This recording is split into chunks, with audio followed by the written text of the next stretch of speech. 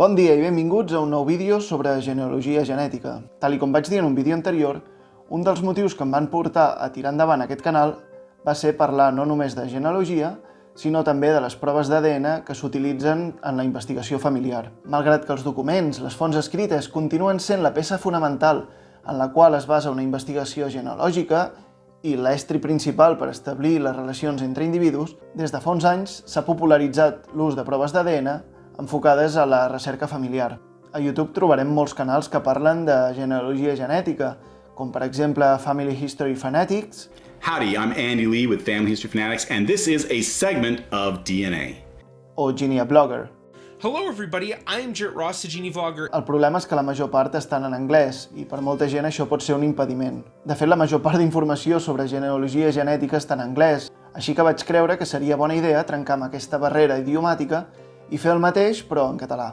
Per poder entendre de quina manera aquesta eina ens pot ajudar en la nostra recerca, en aquest vídeo faré 4 pinzellades explicant molt breument què és l'ADN i de quina manera ens relaciona amb els nostres avantpassats. Abans, però, voldria fer un parell d'aclariments.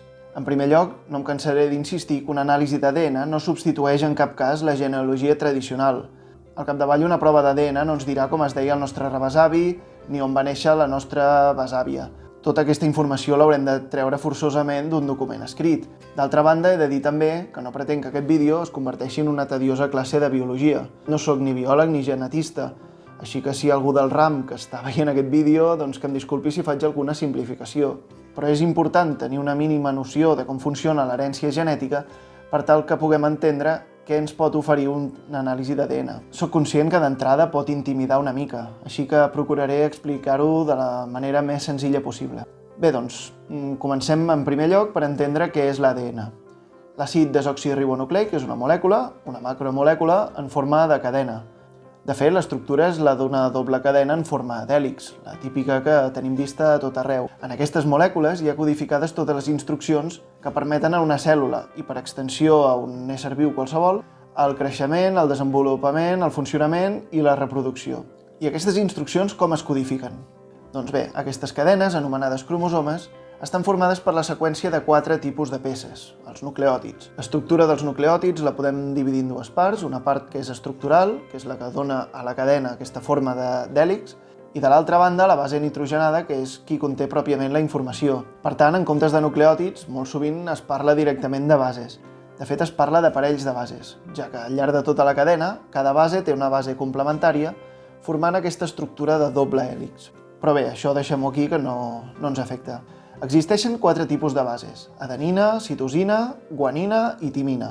Amb la combinació d'aquestes 4 bases es codifica tota la informació, de la mateixa manera que la informació digital es codifica amb el codi binari o fem servir l'alfabet per formar paraules que també ens donen informació. Fins aquí bé? Tenint això clar, entrem en matèria. Segons el tipus d'ADN que s'analitzi, obtindrem diferent informació genealògica. Des d'aquest punt de vista, hi ha 4 tipus d'ADN a tenir en compte: l'ADN autosòmic, el cromosoma X, el cromosoma Y i l'ADN mitocondrial. Però anem a pams. La pràctica totalitat de l'ADN es troba confinat al nucli cel·lular. En el cas dels humans, al nucli hi ha 46 cromosomes, 46 cadenes agrupades en 23 parells. Els 2 cromosomes que formen cada parell contenen la mateixa informació genètica i essencialment tenen la mateixa seqüència de bases. I en tenim 2 perquè un l'hem heretat del pare i l'altre de la mare. És a dir, que el pare ens aporta un conjunt de 23 cromosomes i la mare uns altres 23. Per tant, som un 50% fruit del nostre pare i un 50% de la nostra mare. Perquè us feu una idea, el cromosoma número 1 és el més llarg i està format per una seqüència de 247 milions de parells de bases. En canvi, el cromosoma més curt és el 21, amb un total de 47 milions de parells de bases. Bé, com deia, al nucli de cada cèl·lula hi ha 2 jocs de 23 cromosomes, els 23 que ens aportarà el pare a través de l'espermatozoide i els 23 que ens aporta la mare a través de l'òvul. Però d'on surten aquests 23 cromosomes? És a dir, tant el meu pare com la meva mare també tenen 23 parells de cromosomes. Per tant, com s'originen els que transmeten als seus fills? Aquí hem de distingir d'una banda els 22 parells de cromosomes numerats de l'1 al 22 i que anomenem autosomes, i per altra banda el parell 23 que anomenem parell sexual. Parlem primer de com es formen i com es transmeten aquests 22 cromosomes. Durant els processos de formació de l'espermatozoide i de l'òvul, Els dos cromosomes del pare o de la mare pateixen un procés de recombinació. Fragments dels dos cromosomes homòlegs es recombinen per formar una nova cadena, que és la que rebrà el fill. Així, per exemple, el meu cromosoma 1 patern està format per fragments dels meus dos avis paterns i el meu cromosoma 4 matern per fragments dels meus dos avis materns. A més, aquest procés de recombinació és aleatori. Es pot produir al llarg de tot el cromosoma, una o més vegades, o fins i tot pot ser que no hi hagi recombinació, sobretot en els cromosomes més curts, el 20, el 21, el 22... Si ho extenem a més generacions, veurem, per exemple, que un cromosoma patern està format per fragments dels dos avis paterns, però que alhora aquests estan formats per fragments dels besavis, dels rebesavis, etc. I generalitzant per tot el genoma, veurem que el nostre ADN no deixa de ser com una espècie de mosaic format per fragments dels nostres avantpassats. Sabent això, entendrem com funcionen les proves d'ADN. Bàsicament, el que fan les empreses que ofereixen aquests serveis és comparar el nostre ADN amb la resta de mostres que consten a la seva base de dades. Si troben un segment que coincideix amb el d'un altre usuari, pot voler dir que tenim un avantpassat en comú. Però, com he dit, el procés de recombinació és aleatori, així que en principi és impossible saber a quin avantpassat correspon cada segment. De fet, ni tan sols podem saber si aquesta persona amb la qual tenim una coincidència és per part de mare o per part de pare. Així que haurem de comparar els respectius arbres genealògics i veure si hi ha alguna coincidència o almenys formular una hipòtesi. Per exemple, si hi ha un cognom en comú o compartim un lloc d'origen. Tot i això, hi ha tècniques que permeten assignar els diferents segments a cadascun dels avantpassats. El phasing, la triangulació o el mapeig del genoma són algunes d'aquestes tècniques que ens ajudaran enormement amb aquesta tasca. Molt bé, fins ara he parlat dels 22 parells d'autosomes que comprèn la major part del nostre ADN. Passem ara al parell 23, conegut també com a aparell sexual perquè és el que determina el sexe de l'individu. Aquest és un cas especial, ja que no sempre està format per dos cromosomes iguals. En el cas de les dones, sí. Les dones tenen dos cromosomes de tipus X, però els homes, en canvi, tenim un cromosoma del tipus X i un cromosoma tipus Y. Per tant, una dona sempre donarà a la seva descendència un cromosoma tipus X, ja que serà fruit de la recombinació dels seus dos cromosomes X, tal com vèiem en el cas dels autosomes. Però en els homes, com que els dos cromosomes són diferents, a la pràctica no es recombinen, així que la descendència rebrà l'un o l'altre de forma íntegra. Si el pare transmet el cromosoma X, la criatura tindrà dos cromosomes X i per tant serà una nena. Si transmet el cromosoma Y, serà un nen. Ara mirem-ho de baix cap a dalt amb el nostre arbre genealògic. Jo tinc un cromosoma X i un cromosoma Y. El cromosoma Y només l'he pogut heretar del meu pare, i és exactament igual que el seu.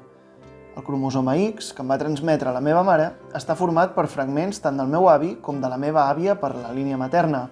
Al seu torn, el meu pare té un cromosoma X i un cromosoma Y. Altra vegada, aquest cromosoma Y és heretat del seu pare, mentre que el cromosoma X prové de la meva àvia paterna, i jo no l'he heretat. I aquí ja s'entreveuen diferents patrons. Jo he heretat el cromosoma Y del meu pare, que l'ha rebut del seu pare i així successivament. Així, el cromosoma Y es transmet per línia masculina directa, de pares a fills mascles. I això és força útil en genealogia perquè una altra cosa que es transmet per línia masculina directa és el cognom, però parlarem de la relació entre cognom i cromosoma Y en un altre vídeo. Per altra banda, parlem del cromosoma X. El meu cromosoma X, com deia, ve de la recombinació dels dos cromosomes X de la meva mare. Un dels seus cromosomes X ja hem vist que ve íntegrament del meu avi matern, i a través d'ell, de la seva mare, la meva besàvia, però no del pare del meu avi. L'altre cromosoma X és una recombinació dels dos cromosomes X de la meva àvia, és a dir, que està format per fragments dels avis materns de la meva mare. I aquí s'entreveu un altre patró. A diferència dels autosomes, el cromosoma X només es transmet per determinades línies. És a dir, el meu cromosoma X només pot venir de la meva mare, dels meus dos avis materns, però només 3 dels 4 besavis materns, i dels 16 rebesavis que tinc, només 5 de la banda materna em poden haver transmès part del seu cromosoma X. Per tant, si tinc una coincidència amb algú en el cromosoma X, podré descartar bona part del meu arbre genealògic i focalitzar la investigació en aquestes determinades línies. Finalment, parlarem molt breument de l'ADN mitocondrial. Aquesta és una petita seqüència d'ADN que no es troba al nucli, sinó als mitocondris, que són uns petits orgànuls de les cèl·lules que s'encarreguen de la respiració cel·lular i d'obtenir energia. L'ADN mitocondrial té la particularitat que es transmet a través de l'òvul, per via materna directa. És a dir, d'una forma similar al que vèiem amb el cromosoma Y, però a través de la mare, de l'àvia materna, la besàvia, etc. Però a diferència del cromosoma Y, des del punt de vista genealògic presenta un parell d'inconvenients. En primer lloc és que es tracta d'una seqüència molt curta, d'uns 16.500 parells de bases. En comparació amb els 47 milions del cromosoma 21, doncs és molt poc. Això vol dir que hi ha molt poca variabilitat i que molta gent porta exactament la mateixa seqüència, encara que l'avantpassada comuna va viure fa centenars, si no milers d'anys. Però és que a més tenim un altre problema, i és que a mesura que retrocedim en el temps, la informació relativa a les dones està cada vegada menys documentada. Ens podríem trobar, per exemple, amb aquesta partida de matrimoni de 1712, on el nuvi és un tal Silvestre Anglada, fill de Pere Joan Anglada i de Maria Anna, la seva muller. És a dir, tenim el cognom del pare, però ja han perdut el de la mare. Tot i que en comparació és molt menys útil, l'ADN mitocondrial ens pot ajudar si la nostra investigació tracta d'aquesta línia en concret. Com he anat dient al llarg del vídeo, més endavant ja tractarem cadascun d'aquests temes amb més profunditat, ja que donen molt de joc i ens poden oferir un munt de possibilitats. I de moment això és tot. Si us ha agradat aquest vídeo, feu clic al botó m'agrada d'aquí sota i no us descuideu de subscriure-us al canal si encara no ho heu fet. Fins aviat!